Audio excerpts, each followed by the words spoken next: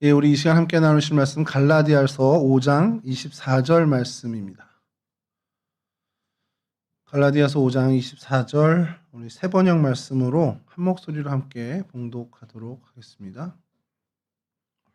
시작. 그리스도 예수께 속한 사람은 정욕과 욕망과 함께 자기의 육체를 십자가에 못 박았습니다. 아멘.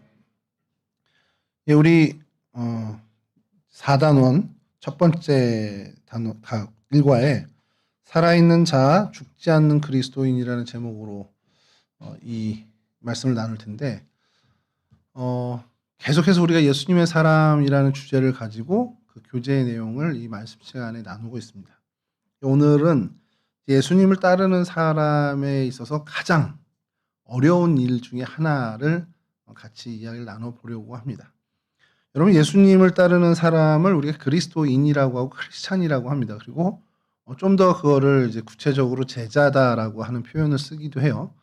근데 뭐 제자라는 표현은 우리가 잘 알지만 스승을 온전하게 따르는 사람들이 이제 다 제자인데, 예수의 제자다 그러면 예수님을 온전하게 따르는데 힘을 쏟는 사람이 예수님의 제자입니다. 그리고 여러분들과 저를 주님은 그렇게 불러주셨죠. 주님의 제자로, 우리 예수님의 제자로 우리를 불러주셨습니다. 그러면 어떻게 해야 그 제자된 삶을 제대로 살 수 있는가? 성경 공부도 해야 되고, 뭐 많은 기도도 해야 되고, 또 많은 봉사와 선행을 베풀고 사는 그것도 있지만, 예수님의 제자가 되는데 핵심적인 그 첫 번째, 그러니까 가장 근본이 되는 것은 결국 마태복음 16장 24절에서 25절의 말씀입니다. 이건 제가 좀 읽어드릴 텐데 혹시 찾으실 수 있는 분들은 찾았으면 좋겠어요. 마태복음 16장 24절에서 25절인데요. 이거는 개역 개정으로 제가 읽어드리겠습니다. 이에 예수께서 제자들에게 이르시되 누구든지 나를 따라오려거든 자기를 부인하고 자기 십자가를 지고 나를 따를 것이니라. 누구든지 제 목숨을 구원하고자 하면 잃을 것이요 누구든지 나를 위하여 제 목숨을 잃으면 찾으리라. 예, 누구든지 나를 따라오려거든. 그러니까 누구든지 예수를 따르는 제자가 되기 위해서. 그러니까 뭐 제자란 표현도 좋고요. 크리스찬이라는 표현도 좋고 그리스도인이라는 표현도 좋습니다. 그리고 그냥 우리가 흔히 쓰는 성도여도 좋습니다. 예수 믿는 사람은, 그래서 예수님을 따라가는데 그 길을 걷고자 하는 사람은 첫 번째가 뭐냐? 자기를 부인하고 자기 십자가를 져야 한다라는 겁니다.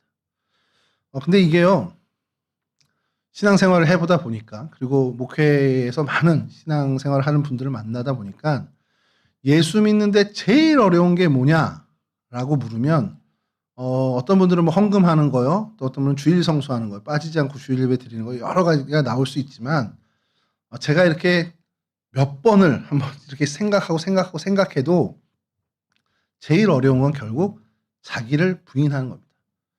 자기 십자가를 지는 거는 한국 교회 교인들이 제법 해요. 정말 열심히입니다. 새벽부터 뭐 주일에 보십시오, 여러분. 주일에 각 우리 교회 봉사 현장, 오늘 뭐 식당에서 주방 봉사하시는 분들도 보면 그것이 자기의 사명이라고, 자기의 십자가라고 생각하고 그것에 열심을 내는 분들이 뭐 저희 동성교회가 그렇게 큰 교회가 아님에도 불구하고 정말 많습니다. 그러면 우리보다 훨씬 큰 교회 가면 얼마나 그런 봉사하는 사람들이 많겠어요. 아, 이게 내 사명이지, 이게 내 십자가지 라고 생각하면서 그 십자가를 짊어지는 데 있어서는 한국교회 성도들이 굉장히 잘하고 탁월함을 갖고 있습니다. 우리 여기 지금 앉아 계신 우리 청년들, 군인 아저씨 한 명 빼고는 다 교사잖아요. 20살 되면서부터 교사를 하잖아요. 제가 볼 때 여러분들 평생 못 벗어납니다. 교회 학교 교사 말고라도 언제 어디서든 여러분들의 나이가 들어서 뭐 나 교사 이제 그만하고 내려놓을래요 하면 이 교회에서 여러분들 가만둘까요? 어디든 데려가죠. 어디든 데려가서 뭐라도 시킵니다. 우리 재원 선생님이 이후에 어떻게 행보를 걸어갈지 잘 모르지만 또 어느 교회에 사역을 나간다면 모를까, 이 교회에 남아있는 한 어머니의 그 모습을 보면 재원 선생님의 모습이라는 거를 그냥 미래를 스포당한 겁니다. 아, 나도 엄마처럼 저렇게 되겠구나. 교사를 내려놓으면 총무부장을 하겠구나. 또 이걸 내려놓으면 주방에서 또 뭐 성가대 찬양대가 됐든 뭐 교회학교 교사가 됐든 어디 봉사가 됐든 이 교회는 여러분들을 가만두지 않을 겁니다. 그리고 그것이 여러분들에게 주어진 사명과 같이 여러분들의 십자가와 같이 여러분들은 주님이 오시는 그날까지 그거를 정말 신실하게 잘 짊어지고 가실 거예요. 이거는 그래도 우리가 한국교회 성도들이나 우리 크리스찬들이 잘하는 것 중에 하나인데, 물론 이제 그것조차도 어려워하는 수준의 신앙생활도 있습니다만 제법 그래도 한국교회에서 이 자기 십자가를 지고 가는 것은 잘하는 편입니다. 근데 정말 어려운 게 뭐냐? 자기를 부인하는 게 너무너무 어려운 거예요. 이건 뭐 목사님 저도 마찬가지입니다. 저도 뭐 이 문제에서 자유롭지 못합니다.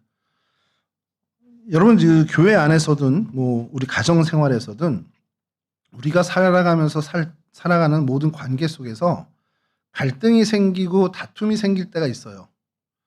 그래서 뭐 비근한 예로 부부 간에 싸움이 났다고 치죠. 뭐 치고받고가 아니고 그냥 갈등이 생겼다고 하면 남편분 얘기를 들어보면 아내분이 잘못한 것 같아요. 아내분 얘기를 들어보면 아니네, 남편분이 좀 실수하셨네, 이런 생각이 듭니다. 근데 누구 얘기를 들어도 어쨌든 저쪽이 잘못한 것 같은 거예요. 내가 잘못해서 싸웠어요 라는 분이 되게 드뭅니다. 그러니까 싸움을 하거나 다툼이 생겼을 때 그 잘못이 나한테 있어 라고 하면서 갈등과 다툼을 진행하는 사람은 거의 없어요. 아, 이거 내 잘못이구나 하면 거기서 중단을 하죠, 그분은. 근데 이거 내 잘못이 아니야, 그러면 내 억울함, 내 서러움이 계속해서 나로 하여금 그 갈등을 부추기게 됩니다. 그러니까 내 안에 내 생각과 내 주관이 있기 때문에 결국 부딪히는 거예요. 두 사람이 있는데 자기 주장이 아예 없는 사람이 하나 있다 치죠. 절대 갈등이 생길 수가 없습니다. 이쪽에서 하자는 대로 다 할 수밖에 없는 거예요. 뭐 그게 이제 두고두고 쌓이고 몇십 년 쌓여서 나중에 한번 폭발할 수는 있겠지만 적어도 이쪽에서 이 상대 의견을 100% 수용하는 관계에선 절대 싸움이 생기지 않습니다. 바라기는 우리 여기 군인 아저씨 빼고는 다 이제 자매분들인데 그런 남편들을 좀 만나길 축원합니다. 그렇게 여러분들의 의견을 수용해 줄 수 있는 그런 넓은 마음의 그릇의 남편이나 남자친구를 만나면 갈등은 없을 거예요. 그런데 양쪽에서 다 그 자기 주장을, 자기 자아를 포기하지 못한다면 둘이 잘 맞으면 상관이 없지만 무언가의 견해 차이가 생기게 되면 그것은 분명히 갈등으로 이어지고 더 나아가서는 싸움과 어떻게 보면 파탄으로 이어질 수 있게 된다는 겁니다. 여러분, 우리가 삶에서 이런 어떤 갈등이 생기는 것은 어떤 환경 때문이 아니라는 것, 우리 안에 내 자아 때문이라는 것을 우리가 인정해야 됩니다. 그리고 이 교회에서도 보면요, 재미난 실제로 있었던 일을 유기성 목사님이 여기 이제 그 책 교재에다가 넣었는데, 여선교회에서 굉장히 큰 이제 어떤 갈등이 있어서 몇몇이 시험에 든 거예요. 그러니까 소위 우리 표현으로 완전 낙심이 된 거죠. 그래서 그 상황을 좀 살펴보려고 목사님이 좀 알아봤다라는 겁니다. 알아봤는데 어디서부터 문제가 시작됐냐? 주일에 점심 식사 준비하는 것에서 시작됐다는 거예요. 점심 식사 준비하는 게 왜 문제가 되죠? 그랬더니 한쪽에서는 배추김치를 담가서 내놓자. 근데 같이 주방에서 계신 분인데 한쪽에서는 아니야, 우리 무를 가지고 깍두기를 만들어서 내놓자. 여러분, 배추김치가 적절합니까? 깍두기가 적절합니까? 저희 교회로 치면은 그 반찬으로 주일 점심 반찬으로 내놓을 때 배추김치가 나요? 깍두기가 나요? 배추김치요? 깍두기라면 큰일 나나? 아무 상관없잖아요, 사실은. 아무 상관없지 않아요? 제가 이렇게 보면요, 우리 이 테바홀 3층 예배실이 가운데로 놓고 보면 이쪽에 많이 앉으세요. 청년부 예배는. 근데 우리 금요나 수요일은 이쪽에 많이 앉아요. 그리고 성빈 전사랑 광관 전사님은 안 앉아요. 방송 부스에 들어가 있고. 어느 쪽에 앉는 게 더 나은 일입니까? 어느 쪽에 앉는 게 더 나아요? 질문 자체가 웃긴 거죠. 어디 앉든 그게 무슨 상관이에요. 그런데 오른쪽에 앉냐 왼쪽에 앉냐 가지고 실제로 싸움이 난 경우도 있습니다.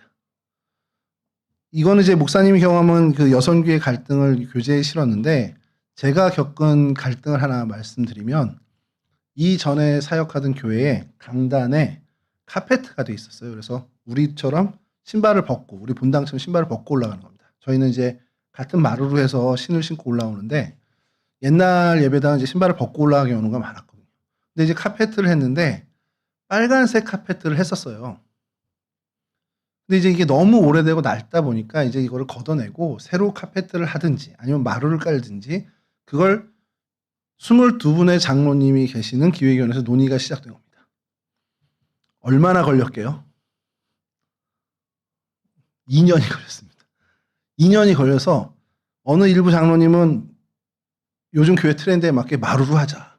그래서 우리도 신발 신고 올라가서 그 내가 선 땅 거룩한 땅에 신발을 벗어라 이렇게 얘기하고 뭐 화장실 갔던 발로 어떻게 강대상 올라가 이렇게 얘기하는데 그럼 예배당부터가 우리가 신발 벗고 들어와야지. 그런 물론 좋은 마음인 건 아는데 그런 이제 이곳을 이제 그렇게 하자라는 장로님들이 있었어요. 그러니까 그거에 반대하는 분들은 아니다. 카페트를 깔아야 된다. 근데 이제 카페트를 깔아야 된다는 장로님들도 두 의견이 나눠졌는데 왜 빨간색으로 해야 되냐? 이 그리스도의 보혈의 상징 아니냐? 자, 그랬더니 아니다. 교회는 푸른 초장이어야 된다. 그래서 녹색을 깔아야 된다고 또 주장하시는 거예요. 그래서 그 갈등이 2년을 가는데 기본적으로 마루를 깔자라는 의견은 이제 좀 이제 접고 카페트로 의견을 모아줬습니다. 그게 1년 걸렸어요. 그리고 카페트에서 그럼 빨간색으로 하냐? 녹색으로 하냐? 그리스도의 보혈이냐? 푸른 초장이냐? 이걸로 1년을 회의를 했습니다. 이 회의라고 해봐야 12번 모이는 거예요. 기획위원회 모이니까 한 달에 한 번 해서 12번 모이는데 12번을 내는 동안 겨우겨우 마지막에 해서 결론이 안 나니 이제 담임 목사님이 결론이 안 나니 하던 대로 하자 해서 다시 빨간색으로 했습니다. 그랬더니 교회에 이제 오시는 성도분들이 저게 바뀐 건지 안 바뀐 건지 아무도 모르는 거예요. 그냥 멀리서 보면 비슷하거든요. 전에 낡았던 거나 이렇게. 이제 올라가는 분들만 이제 안 오지. 근데 다행인 것은 제가 그때 무슨 생각이 드냐면 다행인 건 그래도 이게 순탄하게 결정돼서 오랜 기간이 걸렸지만 잘 결정돼서 이렇게 돼서 다행이지. 그게 자칫 잘못하면 갈등으로 빚어지고 더 나가서 싸움으로 번지면서 나중에는 카페트 얘기는 없어지고 너 그때 나한테 그렇게 얘기했잖아. 너 지난번엔 또 그렇게 나 반대하니 또 그러네. 이러면서 옛날 서운했던 것까지 다 끌어모으면서 갈등을 일으키고 정말 대판 큰 싸움이 벌어지는 경우도 종종 있다라는 겁니다. 근데 여러분 가만히 생각해 보면 교회 안에서 어떤 갈등들이 생기잖아요. 제가 너무 신기한 것을 발견한 것이 교회 안에서 갈등이 생기는 사람들을 보면 열심 있는 사람들이 갈등을 일으켜요. 교회에 관심이 많고 애정이 많고 교회에 뭔가 자기가 해야 되는 이런 열심과 열정이 많은 분들이 갈등의 중심에 있지 아무 관심 없고 그냥 하라는 대로 할게요. 뭐 교회에 사실 뭐 한 달에 한 번도 올까 말까 한 분들은 교회의 어떤 일을 가지고 갈등의 중심에 서지 않습니다. 근데 그거는 이해가 되죠. 왜 그런지. 그것에 깊이 관여하고 애정을 갖고 있으니 그것에 대한 생각들도 많고 그래서 그것에 대한 주장도 강하게 하는 겁니다.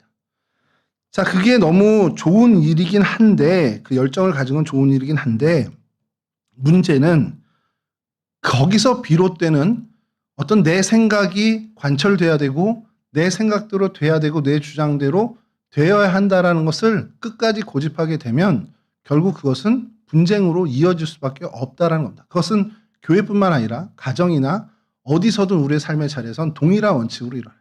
내가 절대 난 양보 못해. 그러면 어쨌든 그것은 싸움으로 이어질 확률이 훨씬 더 농후해지고 짙어질 수밖에 없습니다. 여러분 사사기 21장 25절 말씀을 제가 이것도 좀 읽어드릴게요. 그때에 이스라엘의 왕이 없었으므로 사람이 각기 자기의 소견에 옳은 대로 행하였더라. 이게 사사기 시대의 시대상을 한마디로 단정 지어주는 대표적인 말씀입니다. 사사기에 보면 이 동일한 말씀이 사사기 17장과 사사기 21장에 두 번이 나와요. 그때의 왕이 없었으므로 사람이 각자 자기의 소견에 옳은 대로 행하였다. 근데 그때의 왕이 없었으므로라고 하는 표현은 사사기 18장, 19장, 21장에 연거푸 계속 나오는데 이 왕이 없었다라는 것이 핵심이 아니라 각자의 소견에 옳은 대로 행하였다는 거예요. 성경에서 사사기 시대를 왜 이렇게 했느냐? 하나님의 생각보다 하나님의 뜻보다 내 생각, 내 주장대로 살아왔던 시대상이라는 겁니다.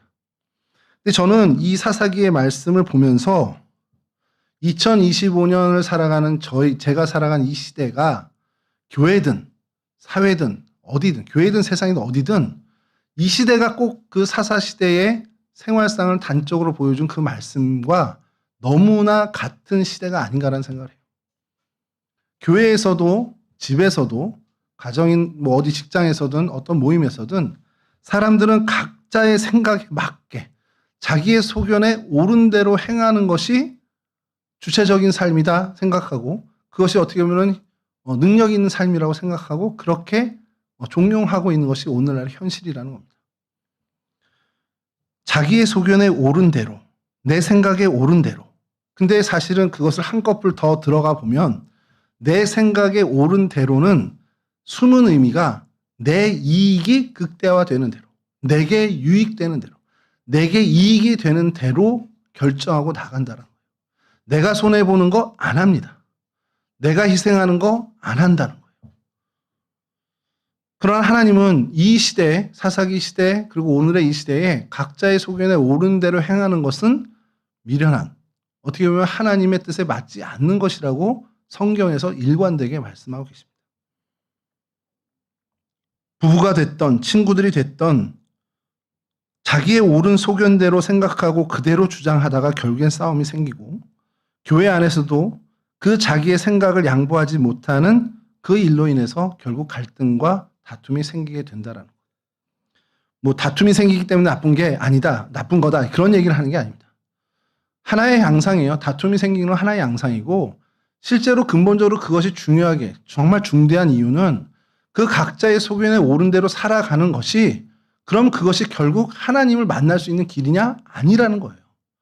성경에서는 각자의 소견에 옳은 대로 내가 생각하는 대로 내 유익만 쫓아가는 그 삶은 결국엔 하나님과는 전혀 무관한 결과에 이를 수밖에 없다는 것을 이야기합니다. 잠언 17장 12절에 이런 말씀이 있어요. 차라리 새끼 빼앗긴 암곰을 만날지언정 미련한 일을 행하는 미련한 자를 만나지 말 것이니라. 새끼를 잃어버린 암곰이면 얼마나 지금 사납겠습니까? 가장 민감하고 예민하죠. 그 곰을 만나면 100%, 200%그 사람은 죽임을 당할 수밖에 없습니다. 그만큼 새끼를 잃은 암곰을 만나는 건 두려운 일인데 그것보다 더 두려운 일이 뭐냐? 미련한 일을 행하는 미련한 자를 만나는 거예요. 그러니까 미련한 일을 행하는 미련한 사람이 이 새끼를 뺏긴 암곰보다도 더 나에게 큰 피해를 줄 수 있는 사람이라는 것을 잠언에서 이야기하는 겁니다. 그러니 우리 주변에 내가 살아갈 때 미련한 사람을 만나면 안 되겠구나 이런 경각심을 가져야 되는데 거기서 한 발 더 나가서 잠언 26장 12절은 뭐라고 얘기하냐? 네가 스스로 지혜롭게 여기는 자를 보느냐? 그보다 미련한 자에게 오히려 희망이 있느니라. 미련한 사람은 암콤보다도 위험한 존재인데 그 미련한 사람이 더 낫다라고 여길 만한 사람이 누구냐? 스스로 지혜롭다고 하는 사람을 만나는 것. 그 사람은 암콤보다 위험한 미련한 사람보다 더 심각한 위험이 있는 사람이라는 걸 얘기합니다. 그러니까 결론은 뭡니까? 암콤보다 더 만나지 말아야 되는 건 미련한 사람이고 미련한 사람보다 더 우리가 만나지 않아야 하는 그런 사람은 스스로 지혜롭게 여기는 사람이에요. 스스로 지혜롭게 여기는 사람은 굉장히 완곡한 표현입니다. 그러니까 소위 말하는 우리 정말 시장 언어로 얘기하면 나 잘났다고 생각하는 사람, 내 주장이 옳다고 생각하는 사람, 그런 주장을 굽히지 않는 그 사람이 이 사람이라는 거예요. 미련한 자보다 새끼 잃은 암컷보다 더 위험한 사람이라고. 그러니까 성경에서는 뭘 얘기하냐? 스스로 지혜롭게 여기는 사람은 그만큼 위험하고 그만큼 하나님의 뜻에 반하는 삶을 그런 선택을 할 수밖에 없는 존재라는 걸 얘기하는 거죠. 이런 잠언 말씀을 들으면서 그래 정말 자기 주장 센 사람 내가 만나지 말아야지 이렇게 경각심을 갖잖아요. 근데 성경에서는 그 얘기도 하지만 한편으로 뭘 얘기하는 거냐? 이 안에 숨은 뜻은 너 그런 사람 되지 말아라예요. 너 스스로 지혜롭다고 네가 다 아는 것처럼 얘기하지 말아라. 그렇게 생각하지 말아라. 그것을 우리에게 경고하고 말씀하시는 겁니다. 여러분, 우리가 저도 그렇지만 여러분들도 여러분들의 인생을 여러분들이 드라이브에 가서 정말 선한 그 골, 그 목적까지 여러분들이 드라이브에 갈 능력이 진짜 있다고 여기시냐는 거예요. 그러니까 내 인생을 내가 정말 제대로 잘 갖고 갈 수 있는 능력이 나한테 있다라고 믿는다면 얼른 그 생각을 내려놓고 버려야 된다는 겁니다. 우리에겐요, 정말 인정해야 하는 것이 우리에겐 내 인생의 정말 한순간의 한 걸음이라도 책임질 수 있는 능력이 나한테 없다라는 거예요. 그걸 우리가 인정할 때에 그제서야 그 자리에 하나님의 능력, 하나님의 전능하심이 임하게 된다는 겁니다. 여러분들이 앞으로 인생의 반려자를 만나고 어떻게 보면 가정을 이루고 그리고 자녀를 낳고 이제 기르게 되다 보면 절실하게 여러분들이 깨닫게 되는 것. 여러분 각자의 인생도 책임지지 못하지만 이 아이를 기르고 나가는 일에 내가 부모지만 아무것도 할 수 없다라는 무능을 겪는 시절이 오게 됩니다. 일전에 한번 그 수요 예배 때도 한 말씀을 드렸는데 제가 여기 수련목으로 있을 때 요 밑에 집에 살았었거든요. 그래서 여기서부터 저 복지관이 막 그때 건설 완공됐을 때예요. 거기를 이제 지나다니면 꼭 그 복지관 주차장 그쪽에 지금 그 무슨 달카페인가 있는 그쪽에 꼭 여중생 애들 한 서너 명, 너댓 명이 모여 있어요. 꼭 그 저녁에. 교복을 보면 성일중학교 애들이야. 근데 거기서 깻잎머리라고 모르죠, 여러분. 옛날에 이렇게 딱 붙여가지고 깻잎머리를 한 애들 여섯 일곱 명이 모여 앉아서 담배를 퍽퍽 피고 앉아 있습니다. 근데 그거를 보고 전도사인데 한마디 해야 되나 하다가 해코지 나갈 수도 있고 6명이 때려놓으면 못 하잖아요. 그래서 근데 이제 지나가는 날은 한 번씩 얘들아 여기 뼈 삭는다 그만해라 이렇게 할 수도 있고 이렇게 하긴 하는데 그렇게 얘기를 하고 걔네들이 그때만 해도 요즘 애들처럼 막 난폭하지 않아서 아, 네 죄송해요 그러고서 갔거든요. 그 애들을 만나고 이렇게 마주치면서 이렇게 올라오는데 그때 제 딸이 이제 막 1살, 2살 됐을 그때인데 그래서 그 언덕 짧은 언덕을 올라오면서 온갖 생각이 다 야, 제가 커서 중학생이 됐는데 깻잎머리를 하고 교회 마당 저쪽에 가서 담배 뻑뻑 피면서 침 탁탁 뱉고 이러면 내가 어떻게 해야 되지? 그러면서 이제 드는 생각이 내가 그럼 정말 엄한 아버지, 정말 무서운 아버지가 상상도 못하게 그런 일은 꿈도 못 꾸게 해야 되나? 라고 했는데 제 교회 동기, 제가 어릴 때부터 이제 알고 있는 동기 아버지가 군인이셨던 동기가 있습니다. 근데 걔를 보면 그렇게 무서운 아버지 밑에도 걔는 거의 일진 생활을 했거든요. 그래서 아버지 무서운 건 소용이 없구나. 그래도 할 거 다 하더라는 거죠. 그 짧은 그 언덕 올라오는 시간에 다 생각이 그렇게 드는 거예요. 아, 그러면 내가 정말 친구 같은 아빠가 되어줘야 되겠다. 그래서 정말 얘가 뭐 고민이든 뭐든 이런 거 다 얘기하면서 친구 같은 아빠가 되면 이 문제를 해결할 수 있을까? 라고 했는데 그 역시도 제 주변에 정말 아이들과 격없이 지내는 그 권사님 집사님들이 계신데 그 집 아이들이 다 그러면 다 괜찮게 하냐? 그렇지도 않아요. 사고치고 돌아다니는 애들 많고. 그러면 친구 같은 아버지가 돼도 이 문제를 해결할 수 있는 게 아니더라는 거죠. 그래서 온갖 상상을 다 하는 거예요. 그럼 내가 어떤 아빠가 돼야 되고 어떻게 아이를 길러야 저렇게 깻잎머리 뭐 그러면서 한편으로 나중엔 마지막 언덕 올라와서는 아, 내가 얘를 기르는 일에서는 아무것도 할 수 있는 사람이 아니구나. 아무것도 못하는 정말 무능한 사람이구나. 그러면서 그날부터 저의 기도가 바뀐 겁니다. 하나님, 내가 정말 이 문제에 있어서만큼은 아무 힘이 없습니다. 내가 여긴 정말 나의 무능의 현장입니다. 그러니 하나님의 전능하심이 임하길 소원합니다. 여러분은 우리의 기도나 우리의 자아인식이나 우리의 어떤 손 닿는 모든 분야가 내 힘으로 할 수 있다는 것을 내려놓을 때에만 하나님이 일을 하십니다. 여러분, 이게 우리 청년의 때, 여러분 때부터 내가 정말 하나님께 내가 죽은 자, 오늘 성경 본문, 우리가 읽은 본문처럼 내 정욕과 내 욕심과 내 인생의 육체적인 목표들을 다 십자가에 못 박힌, 죽여야 하나님을 온전하게 따르는, 정말 주님께서 나를 온전하게 이끄는 그러한 인생이 될 수 있다는 것을 지금부터 여러분들이 인식하고 그 목표를 가지고 여러분들이 살아가셔야 돼요. 하나님이 나를 이끄시는 대로. 내가 내 인생을 주장하고 내 목표가 저기야. 내 목표를 내가 설정하는 것이 아니라 하나님이 나를 쓰시기 원하는 그곳으로 나를 인도하시고 그래서 하나님이 하나님의 원대로 하나님의 뜻대로 나를 사용하시도록 하나님께 나를 맡기는 그 훈련을 이 젊은 날에서부터 시작해야 한다는 겁니다. 그것이 하나님이 우리에게 바라시는 소위 얘기하는 주님을 따르기 위해 자기를 부인하고 십자가를 지는 그러한 삶의 모습이라는 겁니다. 쉽지는 않습니다. 불끈불끈 내 자존심이 올라오고요. 나를 이렇게 대해? 이렇게 생각할 수도 있고요. 불끈불끈 왜 나를 이렇게 나한테 하나님 왜 이러세요? 라고 하는 생각들이 들 수도 있습니다만 그 모든 과정들을 거치면서 하나님은 우리의 자아를 죽일 수 있게끔 훈련시키시고 그래서 하나님이 온전하게 조종할 수 있는 하나님이 온전하게 인도할 수 있는 그러한 하나님의 백성 우리를 삼아주십니다. 그 훈련의 길을 최대한 단축했으면 좋겠어요. 여러분의 청년의 때에 이 일에 있어서는 정말 제대로 매듭 짓고 나가는 청년들이 되었으면 좋겠습니다. 그래서 하나님이 이 땅에 하나님의 일을 하실 때 적어도 동성교회 청년부에 속한 여러분들, 이 속한 여러분들을 하나님이 제일 먼저 생각하고 아 그래 이 일은 얘를 쓰면 되지. 그렇게 하나님으로부터 쓰임받는 그런 거룩한 인생들이 되었으면 좋겠어요.